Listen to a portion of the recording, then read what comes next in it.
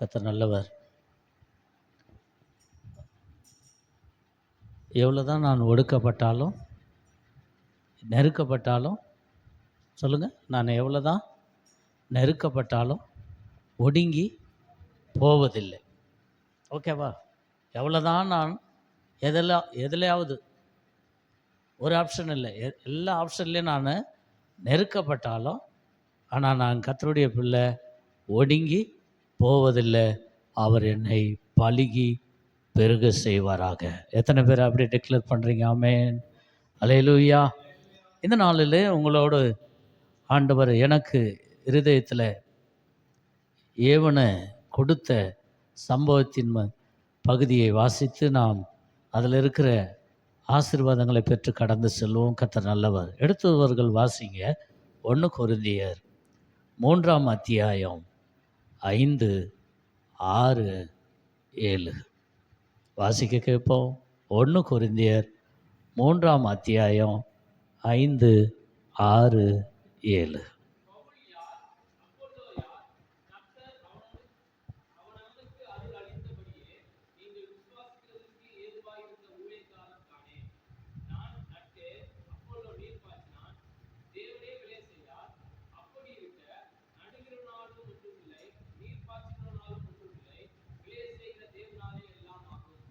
நீர் பேசு, நாங்கள் கேட்குறோம்.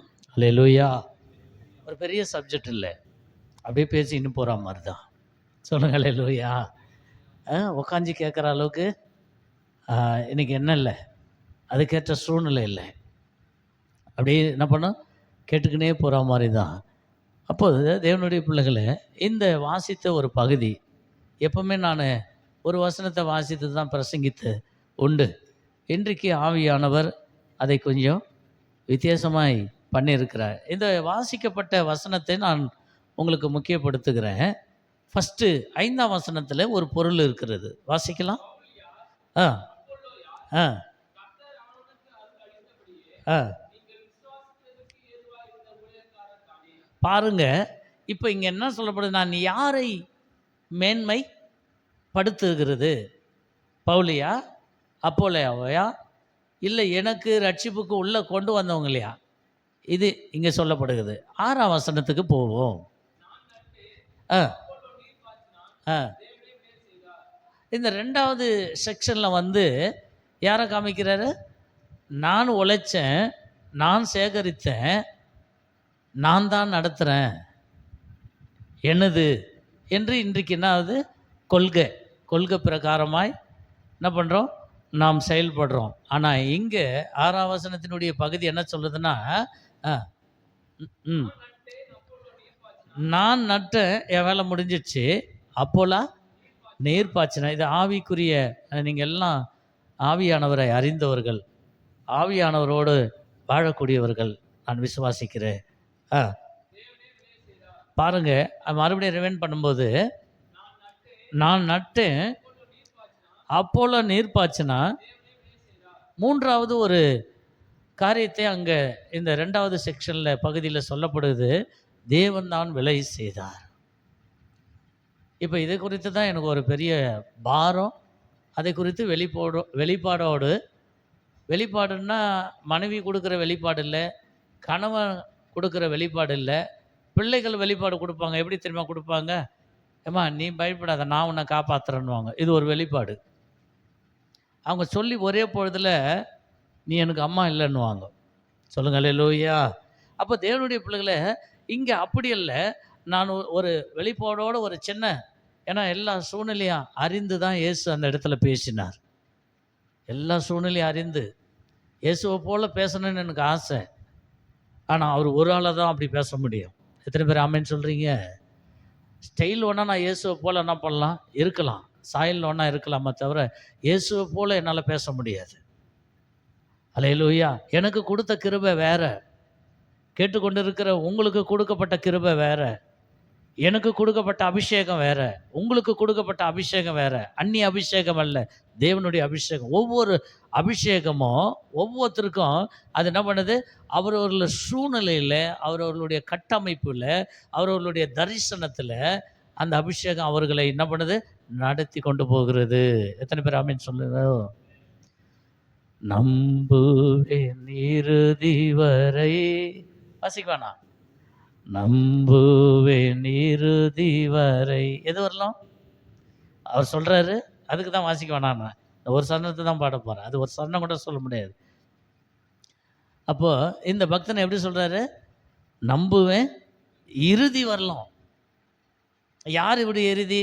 ஒன்று இவருடைய இறுதி நாளாக இருக்கலாம், இல்லை தேவனுடைய வரப்போகிற அந்த இறுதி நாளாக இருக்கலாம். அப்போ எவ்வளோ இவருடைய லாங் லைஃப்பில் அவர் டிஸ்டர்ப் பண்ணாதுக்கு கவனிங்க. பாபு நீங்களும் கேட்கலாம். உங்கள் வயசுக்கு ஏற்ற மாதிரி கர்த்தர் பேசுகிறார். புரியுதுங்களா? ஏதோ பெரியவங்களுக்கு மாத்திரமல்ல, இதை விட பேச முடியாத சின்ன குழந்தை கூட தேவன் பேசக்கூடியவராக இருக்கிறார். எத்தனை பேர் ஆமென் சொல்கிறீங்க? இன்னைக்கு கேட்டிங்களா, நாளைக்கு நீங்கள் ஆசீர்வதிக்கப்படுவீங்க. சொல்லுங்கள் அல்லேலூயா. அப்போ பாருங்கள், இந்த பக்தனை இப்படியே சொல்கிறான், இறுதி வரை நான் முடிக்க போகிறேன். இந்த சந்தோஷத்தை நான் உங்களுக்கு சொல்லுகிறேன். நான் சீக்கிரம் முடிக்க போகிறேன். பாருங்கள், என்னுடைய நம்பிக்கை இறுதி வரலாம். அல்லேலூயா. அப்போ தேவனுடைய பிள்ளைகளை நான் எதையும் டவுன் பண்ணியோ குற்றப்படுத்தியோ வேதனைப்படுத்தியோ அல்ல, எதுவுமே இல்லை. அப்படியே நான் பண்ணுறேன், சொல்லுகிறேன். இப்போ இங்கே ரெண்டு செக்ஷன் வாசிச்சாச்சு. மூணாவது செக்ஷன். அப்படி ஆ ஆ பாருங்க, இந்த மூணாவது செக்ஷனில் ஒன்றுமில்லைன்னு ஆகிப்போச்சு. ஃபஸ்ட்டு என்ன சொன்னார்? ஃபஸ்ட்டு என்ன நடக்குது? ஃபஸ்ட்டு 5வது வசனம் கொஞ்சம் என் கூட வந்தீங்கன்னா நல்லா இருக்கும். ஆ ம் ஆ இல்லை இல்லை, இப்படி நிறுத்துங்க. இப்போ நம்ம தூக்கி பிடிக்கிறதுக்கு நம்ம ஒன்றும் இல்லை. ஆமே, புரியுதா? நான் இதை தூக்கி பிடிச்சேன்னா பேசுவேன். இது பிரயோஜனம். இதை தூக்கி தான் பிடிக்கணும். இப்படி இறக்கி வச்சுட்டு பேசுனா அது கேட்காது உங்களுக்கு. அப்போது எதுவுமே நாம் நிறைய குழு கொடுக்க வேண்டாம். நீங்கள் அறியாதவர்கள் அல்ல. அறியாதவர்களுக்கு நிறைய குழு கொடுக்கணும். அப்புறம் எழுதி காட்டணும். புரியுதுங்களா? எழுதி காட்டணும், நடந்து காட்டணும், ஓடி காட்டணும், பாடி காட்டணும். அல்லேலூயா. அப்போது இங்கே என்ன சொல்லப்படுகிறது? மறுபடியும் யாரையும் நான் தூக்கி பிடிக்க அவசியம் இல்லை. ஒரு தூக்கி பிடிக்கணும்னு எனக்கும் உங்களுக்கும் ஒரு எண்ணம் இருந்தால் கர்த்தரை பிடிப்போம். எத்தனை பேர் ஆமென் சொல்கிறீங்க? அவரை தூக்கி பிடிப்போம். இன்னும் துதியை தூக்கி பிடிப்போம். இன்னும் எக்காலத்தை தூக்கி பிடிப்போம். செப்பனியா 3ஆம் அத்தியாயம் 4-5 வாசிங்க. கொஞ்சம் சீக்கிரம் தம்பிங்க தங்கச்சிங்க வாசிங்க. எடுத்துன்னு போகிறீங்க, அதான் உங்களுக்கு வேலை கொடுக்கலான்னு. சொல்லி முடித்த உடனே வாசிக்கலாமே, தப்பு கிடையாது. செப்பனியா 3:4-5. ஆ ம் ஆ ஆ ஆ ஆ ஆ சரி, இங்கேருந்து ஒரு சில காரியங்களை நம்ம எடுக்கிறோம், ஸ்ட்ரென்த்துக்காக எடுக்கிறோம். இப்போ இந்த வாசித்தீங்களே நீங்கள், அந்த இடத்துல எல்லாமே பேர் புகழ் உள்ளவர்கள். நான் புல் மேட்ருக்கு போகல, சப்ஜெக்ட்டுக்கு போகல. பேர் புகழ் உள்ளவர்கள் எல்லாருமே அநீதிகேடு உள்ளவர்கள். தேவனுக்கு முன்னே ஏதோ உங்களுக்கு தேவைப்படாதது கிடையாது. அது மட்டும் நான் உங்களுக்கு சொல்லிக்கொண்டே இருக்கிறேன். நிறைய தேவைப்படும். இன்னும் வரும் நாட்களில் நிறைய தேவைப்படும். இந்த காலத்திலே நிறைய தேவைப்படும். இன்னும் வரும் நாட்கள், இந்த வர 6 நாளைக்கு இல்லை. நான் அப்படியே குறுகி பேசலை, பெருகி பேசுகிறேன். எனக்கு முன்னே 50 பேர் உட்காந்தா 500 பேர் உட்காந்த மாதிரியே நான் ஃபீல் பண்ணிப்பேன். எத்தனை பேர் ஆமென்னு சொல்கிறீங்க? அது என்னுடைய பலவீனம் இல்லை, என்னுடைய ஸ்ட்ரென்த்து. எத்தனை பேர் ஆமென்னு சொல்கிறீங்க? 5 பேர் உட்காந்தா 50 பேர் உட்காந்துக்கிறாங்கன்னு அர்த்தம். ஒரு ஆளுக்கு பிரசங்கம் பண்ணுறது முடிஞ்சிச்சுன்னு உட்காந்துடலாம். 500 பேருக்கு பிரசங்கம் பண்ணும்போது நமக்கு ரொம்ப ஆரோக்கியமாக இருக்கும். 4 திசையில் திரும்பி பார்க்கும்போது மக்கள் கவனிக்கிறதும் உறக்கம் கொள்கிறதும் व्यसனத்தை அவர்கள் व्यसனப்படுறதும் வேறு காரியங்களை திங்க் பண்ணுறதும் நினைக்கிறதும் இருப்பார்கள். ஆனால் அந்த கூட்டத்தில் தெரியாது. ஆனால் ஒரு காரியத்தை நான் உங்களுக்கு விளக்கி நான் கடந்து போக ஆசைப்படுகிறேன். அல்லேலூயா. அப்போ தேவனுடைய பிள்ளைகளை இங்கே அவர்கள் அந்த செப்பனியா புஸ்தகத்தில் அந்த பகுதியில் சொல்லப்பட்ட காரியங்களை வாசித்தோம். இப்போ 7ஆம் வசனத்தை கொஞ்சம் டச் பண்ணுங்க. 3:7 வாசித்துருங்க, வெளியே வந்துடலாம். ம். என்னம்மா? யார் வாசஸ்தலம்? கர்த்தர் வாசஸ்தலமா? ஏன் வாசஸ்தலமா?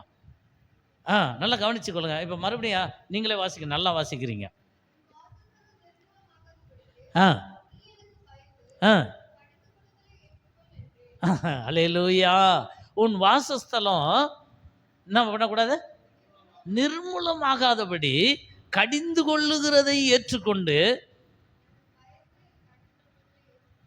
எனக்கு பயந்து நான் கடிந்து கொள்ளுகிறதை நீ லகுவாய் ஏற்றுக்கொள்ளும் போது உன்னை மகிமையான சிங்காசனத்தில் உட்கார வைப்பேன். சொல்லுங்க அல்லேலூயா. நீ உன் நிலத்தில் விளையிறதெல்லாம் நான் கொண்டு வந்தா நான் உன்னை மகிமையான சிங்காசனத்துக்கு கொண்டு போக முடியாது. உன்னுடைய சம்பாத்தியத்தில் உகந்ததை எனக்கு கொண்டு வந்து நீ கொடுத்தினா நான் மகிமையான சிங்காசனத்தில் உன்னை உயர்த்த முடியாது.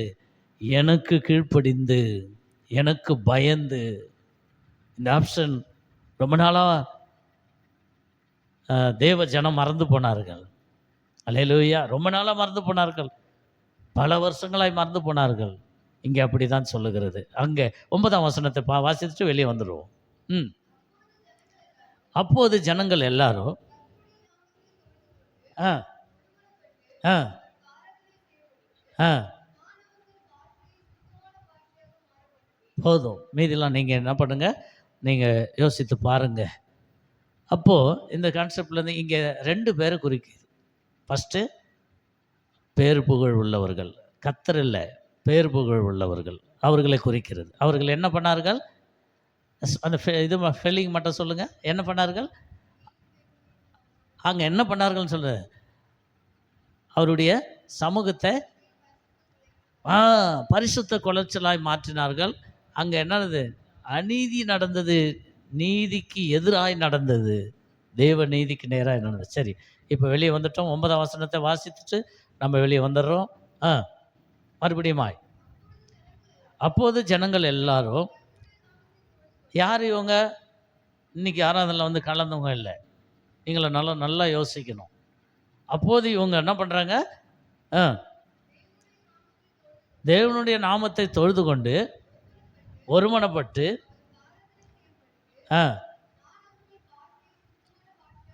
அல்லேலூயா. தேவன் எந்த சூழ்நிலையில் நான் முடிக்க போகிறேன், தேவன் எந்த சூழ்நிலையில் நம்மை உயர்த்தி வைக்க வல்லவராக இருக்கிறார். சொல்லுங்க அல்லேலூயா. அதுதான் யோபு சொல்கிறாரு, நான் அவரிடத்துல ஒன்று என்ன பண்ண முடியாது, கேட்க முடியாது. நான் ஒரு கேள்வியும் கேட்க முடியாது. ஆனால் நான் எனக்காக அவருடைய அனுபவம் வேறு. யோபுனுடைய அனுபவம் எனக்காக யாவையும் செய்து வச்சுக்கிறாரு. அப்போ சிலுவை கிடையாது, இயேசு கிடையாது. நான் சொல்கிறது புரியுதா? யோபுக்கு சிலுவை கிடையாது, இயேசு கிடையாது, மரிப்பு கிடையாது, உயிர்ப்பு கிடையாது. ஆனால் அவர் சொல்கிறாரு, எனக்காக யாவையும் செய்து முடித்தார். நீங்களும் நானும் சொல்ல வேண்டிய கான்செப்டில் இருக்கிறோம். ஆனால் அவர் சொல்கிறார், எனக்காக யாவையும் செய்து முடித்தார். இன்னும் இது அல்ல, இன்னும் இருக்குது அவர்கிட்ட. அல்லேலூயா. அதான் சொல்கிறாரு. அவர் இன்னொரு அனுபவத்தை சொல்கிறார். நான் இழக்கும்போது ஒன்று சொல்கிறாரு, நான் கேள்வி கேட்க முடியாது. சொன்னாரா இல்லையா உங்கள் பைபிளில்? நான் அவர் இடத்துல என்ன பண்ண முடியாது, என்ன இப்படி ஆச்சு தடா அப்படிடான்னு எதுவும் நான் சொல்ல கேட்க முடியாது. அல்லேலூயா. நான் போகும் வழியை. அல்லேலூயா. சரி, இப்போ நம்ம அந்த இடத்துக்கு, அந்த 7ஆம் வசனத்துக்கு போயிடலாம். கொரிந்தியருக்கு வந்துருங்க, நம்ம ஜெபிக்க போகிறோம். ஒன்றுமில்லை. அப்போ தேவனுடைய பிள்ளைகளை இது நிறைய வசனங்களை இணைச்சி ஒரு மணி நேரம் 1.5 மணி நேரம் பேசலாம், நீங்களும் கேட்கலாம். நம்ம தான் புரிஞ்சிட்டோமே, புரியுதுங்களா? இப்போ அடுத்த சப்ஜெக்ட்டுக்கு போகும்போது நான் அந்த வசனம் சொல்லும்போது நம்ம என்ன பண்ணிவிடுவோம், விளக்கமாக புரிஞ்சிடுவோம். அப்போ மறுபடியும் ரிவன் பண்ணுங்க தம்பி, முடிக்க போகிறேன். அப்படி இருக்க நம்ம சொல்கிறதுக்கு எதுவுமே இல்லை, சொல்கிறதுக்கு எதுவுமே இல்லை. யாரால் நடத்தப்படுகிறோம்? தேவனால் நடத்தப்படுகிறேன். என் பிஸ்னஸ் தேவனால் நடத்தப்படுகிறது, என் குடும்பம் தேவனால் நடத்தப்படுகிறது, என் சந்ததியின் சந்ததி யாரால் நடத்தப்படுகிறது? தேவனால் நடத்தப்படுகிறது, தேவ ஆவியினால் நடத்தப்படுகிறது. எப்பவுமே ஒரே மாதிரி ஆகிறிய, தேவனால் நடத்தப்படுகிறோம். எத்தனை பேர் ஆமேன்னு சொல்கிறீங்க? ஒருவேளை உங்களுடைய எண்ணங்களுக்கும் உங்களுடைய ஏக்கங்களுக்கும் இந்த உபதேசம் கொஞ்சம் ஏதோ இவருக்கு தெரியாமல் ஏதோ ஒன்று பேசுகிறாருன்னு அப்படி ஒரு எண்ணம் வந்ததுன்னா அதை என்ன பண்ணுங்க, டைவெர்ட் பண்ணிடுங்க. முழுக்க முழுக்க அது தவறு. அப்போ தேவனுடைய பிள்ளைகளை எதையும் தூக்கி பிடிக்க ஒன்றுமில்லை. தேவனால் நம்ம நடத்தப்படுகிறோம், தேவனால் போஷிக்கப்படுகிறோம், தேவனால் பாதுகாக்கப்படுகிறோம். அதுக்கு ஒரு பெரிய எவிடன்ஸ் நமக்கு முன்ன கடந்து வந்தது போனது இந்த கொரோனா தாக்குதல். இதை விட நமக்கு தேவன் என்ன செய்ய முடியும்? எத்தனையோ சந்ததி போச்சு, எத்தனையோ குடும்பங்கள் போச்சு, இன்றைக்கும் எத்தனையோ சந்ததி, எத்தனையோ வீடுகள் பூட்டப்பட்டிருக்குது. இதில் ஆட்களே இல்லை. இவங்க எல்லாம் கொரோனாவில் மறிச்சாங்க. அதை ஆள்றதுக்கு யாருமே வரல. இன்றைக்கி நம்ம தேசத்தில் இன்றைக்கும் அந்த எவிடன்ஸ் இருக்குது பிரியமானவர்களே. அப்போது நாம் இப்போ இதுலேருந்து எனக்கு என்ன சொல்கிறீங்க பிரதர் அப்படின்னு சொல்லும்போது, நான் நிற்கிறேன்னு சொல்கிறதுக்கு ஒன்றும் இல்லை. என் ஆண்டவன் என்னை தள்ளாடாதபடி நிற்க வைக்கிறார். எத்தனை பேர் ஆமேன்னு சொல்கிறீங்க? நிறைய ஆசீர்வாதமான வார்த்தைகளை கொண்டு வந்து உங்களிடத்தில் நான் கொட்டி விட்டு, சொல்லி அல்ல கொட்டி விட்டு நான் நல்ல பேர் எடுத்துக்கலாம். பாஸ்டர் இன்றைக்கி என்னை உள்ளம் குளிரும்படி பேசினார் என்று சொல்லி என்ன பண்ண, திங்கக்கிழமையிலேருந்து நான் ஆசீர்வாதத்தின் பாத்திரம் என்று நீங்களும் போகலாம். அது எவ்வளோ உண்மையோ எவ்வளோ நல்லதோ அதை விட நான் பேஸ் மட்டத்தை உறுதிப்படுத்த பரிசுத்த ஆவியினால் பேசி கொண்டிருக்கிறேன். சொல்லுங்கள் அல்லேலூயா. மிகுந்த சோதனை, மிகுந்த வேதனை புறப்பட்டு கொண்டு இருக்கிறது. கிறிஸ்துவத்துக்கு விரோதமாகவும், கிறிஸ்துவின் அஸ்திவாரத்துக்கு விரோதமாகவும், கிறிஸ்துவ மக்களுக்கு விரோதமாகவும், தேவனுடைய ஆராதனைக்கு விரோதமாகவும் அநேக காரியங்கள், அநேகர் எழும்பினாலும் நாம் நிற்க வேண்டிய இடத்துல நாம் நிற்க வேண்டியது எங்கே? தேவனுடைய சமூகம், தேவனுடைய பிரசன்னம், தேவனுடைய வல்லமையில் நிற்கும் போது நிச்சயமாக எல்லாம் நமக்கு முன்ன விழும், எல்லாம் அதமாகும் தேவனுடைய பிள்ளைகளை. அதான் இங்கே சொல்கிறாரு பவுல அப்போஸ்தலன் என்ன சொல்கிறாரு? அந்த கடைசி 7ஆம் வசனத்தில் என்ன சொல்கிறாரு? மூடி வைக்காதீங்க. நீர் பாய்ச்சிக்கிறவனாலும் ஒன்றும் இல்லை, நான் ஜெபிச்சேன் நான் பெற்றுக்கொண்ட சொல்லாதீங்க. சொல்லுங்கள் அல்லேலூயா. ஏன்னு சொன்னால் ஜெபிக்க வச்சது அவர் தான். ஜெபிச்சேன் நான் பெற்றுக்கொண்டேன். இனி அந்த வார்த்தையை கூட நம்ம என்ன பண்ணலாம்? அப்படியே ஓல்டில் வைக்கலாம். கர்த்தர் நடத்துகிறார், கர்த்தர் என்னை போஷிக்கிறார். என் வயது உள்ளவங்களாம் எப்போ கடந்து போனார்கள், நானும் அது வழியாக வந்தேன். என்னை மரண இருளில் நான் நடந்தாலும் ஆண்டவர் என்னை காப்பாற்றினார். சொல்லுங்கள் அல்லேலூயா. எத்தனையோ பேர் பிளான் பண்ணி வாழ்ந்தவங்கலாம் கிளம்பிட்டாங்க, பிளான் பண்ணி வைத்தவங்கலாம் கிளம்பிட்டாங்க. ஆனால் இன்றைக்கி கைகளை உயர்த்தி நாம் தேவனை என்ன பண்ணுறோம்? மகிமைப்படுத்தி கொண்டு இருக்கிறோம். நம்மை தேவன் நிப்பாட்டி வைத்திருக்கிறார். நம்முடைய தேவையை அவர் தான். ஒரு பக்தன் எப்படி சொல்கிறான்? என் தேவையை சொல்லி சொல்லி நான் என்ன பண்ண மாட்டேன், உன்னை அப்செட் ஆக்க மாட்டேன் ஆண்டவரே, என் தேவையே நீங்கள் தான். எத்தனை பேர் ஆமென் சொல்கிறீங்க? உன் தேவையை பல லட்சமாக இருக்கட்டும், பல டாலராக இருக்கட்டும், பல கோடியாக இருக்கட்டும், தேவையே இயேசுன்னு சொல்லிப்பார், உன் தேவை சந்திக்கப்படும். அசாதாரணமான காரியங்களை கர்த்தர் உன் வாழ்க்கையில் செய்ய அவர் வல்லவராக இருக்கிறார். உன் வளர்ச்சியில் செய்ய வல்லவராக இருக்கிறார். உங்களை நீங்கள் எடுத்து வைக்கிற ஒவ்வொரு அடியிலையும் செய்ய வல்லவராக இருக்கிறார். என்னென்னா முழுக்க முழுக்க அந்த ஆப்ஷன் ஓப்பன் ஆகணும்னா முழுக்க முழுக்க நம்புவேன் இறுதி வரை, நான் நம்புவேன் இறுதி வரை. எனக்கு அதுக்கப்புறம் தெரியாது, இயேசுவை தான் தெரியும். சொல்லுங்கள் அல்லேலூயா. அப்போ தேவனுடைய பிள்ளைகளை ஒன்றுமில்லை, தேவனே விளைய செய்தார், தேவனே நடத்தினார். அப்போ தேவ பிள்ளைகளை ஒரு வசனத்தை வாசித்துனாலும் மார்க்கு சுவிசேஷம் 4ஆம் அத்தியாயம் நிறைய காரியம் அதில் இருக்குது, சொல்லலாம். ஆனால் 20ஆம் வசனத்தை மாத்திரம் வாசிக்கலாம். 19, 20 மாத்திரம் வாசித்து வெளியே வருவோம். மார்க்கு 4, 19, 20.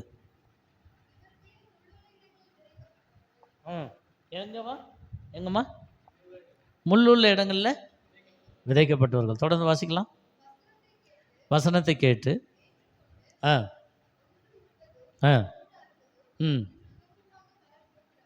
ஆ அல்லேலூயா. இவர்களே நல்ல நிலத்தில் விதைக்கப்பட்டவர்கள் என்றார். சொல்லுங்க அல்லேலூயா. எப்படியா?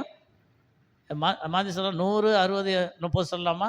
இல்லை 30, 60, 100. அல்லேலூயா. இப்படியாய் நாம் பலன் கொடுக்க தான் தேவன் நம்மை தெரிந்து கொண்டார். புரியுதுங்களா? இந்த ஆப்ஷன் சில பேர் 30லேயே நிற்பாங்க, சில பேர் 60க்கு போயிருப்பாங்க, பூர்த்தி ஆயிருக்காது. சில பேர் 100க்கு போயிருப்பாங்க. புரியுதுங்களா? இது தாளந்து, கிருபை, வல்லமை, அபிஷேகம், வழி நடத்துதல், இதுதான் ஜெபம். இது இருந்தால் தான் இந்த 30, 60, 100 சாங்ஷன் ஆகும். சும்மா வாயில் நம்ம எழுதி வச்சுட்டு 30, 60 என்னை தூக்கின்னு போ, என்னை நடத்து இல்லை. அந்த விதைக்கு என்ன இல்லை, அவ்வளோ பவர் இல்லை. அப்போ தேவனுடைய பிள்ளைல அப்போ அந்த விதை தன்னை மறைக்கும் போது அந்த விதை என்ன பண்ணுது? அது எப்படியாவது அதனுடைய தன்மை வெளிப்படுகிறது. இல்லை நேரம் குறைவாக இருக்கிறதுனால அப்படி மறைத்து பேசலை, உண்மையை ஓமையாக பேசுகிறேன். கர்த்தர் நல்லவர்.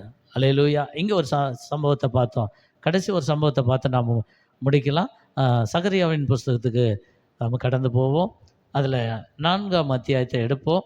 2லேருந்து 5 வரலாம் வாசிக்க கேட்போம் சீக்கிரமாக.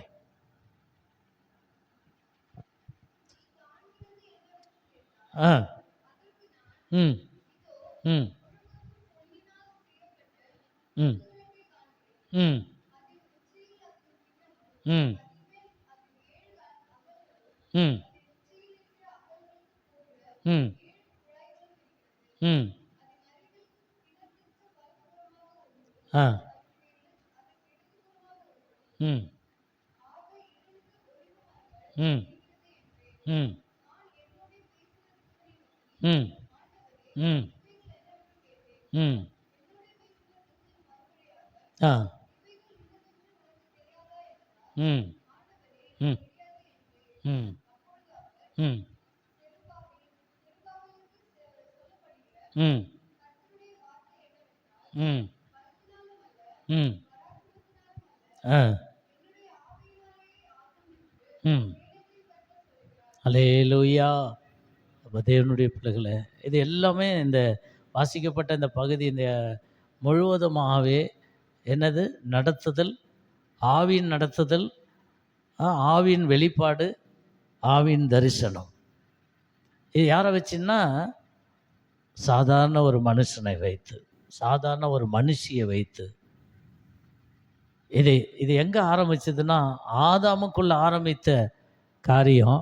ஆதாம் இதை மிஸ் பண்ணதுனால, ஆதாமும் ஏவாளும் மிஸ் பண்ணதுனால, இன்னைக்கு நிலையில் என்ன தினத்தில் கர்த்தர் நம்ம மேலே வைத்திருக்கிறார். அல்லேலூயா. அப்போ அங்கே சொல்லப்படுகிறத அந்த 7ஆம் வசனத்தை வாசிக்கலாமா?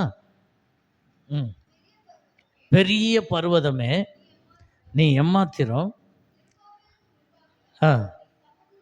சமபூமி ஆவாய், கொண்டு வருவான்.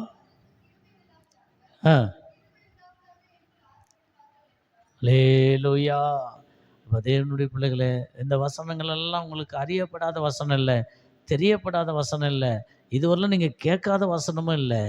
நல்ல பல முறை கேட்டிருப்பீங்க, பல முறை தியானிச்சிருப்பீங்க, பல முறை இந்த வசனத்தை குறித்து பல ஆங்கில நீங்கள் யோசித்திருக்கலாம். ஆனால் இந்த நாளில் ஆண்டவர் இதே வசனங்களை வைத்து, அதான் பக்தன் சொல்கிறான், நீ சொல்லுகிறதையே நான் கேட்கறது, நான் சொல்லுகிறதையே சொல்ல எனக்கு ஒன்றும் இல்லை. ஆனால் அதை கேட்குறவர்கள் தான் என்ன பண்ணோம்? எனக்கு ஒன்றா இல்லை, அதை குறித்து எனக்கு ரொம்ப ஃப்ரீ மைண்ட் இருக்கிறது. நீங்கள் சொல்லுகிறதையே சொல்லுங்கள், நான் கேட்டு பிரயோஜனம் அடைகிறேன், நான் கேட்டு பலப்படுகிறேன், நான் கேட்டு இன்னும் நடக்கிறேன், இன்னும் தேவனுடைய நாமத்தை உயர்த்துகிறேன், இன்னும் தேவ சித்தத்தை பரிபூர்ணமாக செய்கிறேன். எத்தனை பேர் ஆமேன்னு சொல்கிறீங்க? அல்லேலூயா. அப்போ தேவனுடைய பிள்ளைகளை, ஏதோ இதில் ஒன்றுமே பிளஸ்ஸிங் இல்லைல்ல. பிளஸ்ஸிங்ன்றது அப்படியே நடத்துதலில் இருக்கிறது. நாம் எதிர்பார்க்குற ஆப்ரிங், நாம் எதிர்பார்க்குற நன்மைகள் எதில் இருக்குதுன்னா, நான் ஒன்றுமில்லை, எல்லாமே என் தேவன்தான். இது நம்முடைய முன்னோர்கள் செய்த காரியம், இது நம்முடைய பிதாக்கள் செய்த காரியங்கள். தன்னை மறைத்து கொள்ளும்போது நிச்சயமாக நீங்கள் ஒவ்வொருத்தரும் உங்களை மறைத்து கொள்ளுங்களேன். நான் போய் ஓடி ஒரு துணிக்குள்ள அல்ல, உங்களை நீங்கள் முற்றிலும் மறைத்து கொள்ளுங்க. உங்கள் தன்மையை மறைத்து கொள்ளுங்க. உங்களுடைய தேவன் உங்களுக்கு கொடுக்கப்பட்ட அத்தனை தாளந்துகளையும் கிருபை வரங்களையும் வல்லமைகளையும் மறைத்து கொள்ளுங்க. எலிசா இப்படி தான் மறைத்து கொண்டான். அதனால தான் அவன் ஏர்போட்டி இருக்கும்போது அவனுக்கு அழைப்பு போனது. அப்படியே விட்டுட்டு தன் தாயை பார்த்து தகப்பனை பார்த்து மொத்தம் செய்துட்டு மறுபடியும் தருணம் இருந்தால் நான் உங்களை வந்து சந்திப்பேன்னு சொல்லி டாட்டா சொல்லிட்டு வந்தான் தேவ சித்தத்தை செய்ய. அல்லேலூயா. தேவ அழைப்பை எலிசா அழகாய் நிறைவேற்றினான். சொல்லுங்கள் அல்லேலூயா. அதனால தான் மரித்தும் அவனுடைய சரீரத்துக்குள்ள தேவ வல்லமை இருந்தது. அல்லேலூயா. அப்போ தேவனுடைய பிள்ளைகளை, அப்போ நம்முடைய வாழ்க்கையில் கூட பெரிய பர்வதங்கள் வரலாம், பெரிய காற்று வீசலாம், ஆனால் நம்மளை மறைத்து கொள்ளணும். நம்முடைய ஒரு பொதுவாக ஒரு காரியத்தை நிறைய சொல்லணும், நேரம் இல்லை. நீங்களும் அதை மனதில் எண்ண மாட்டீங்க.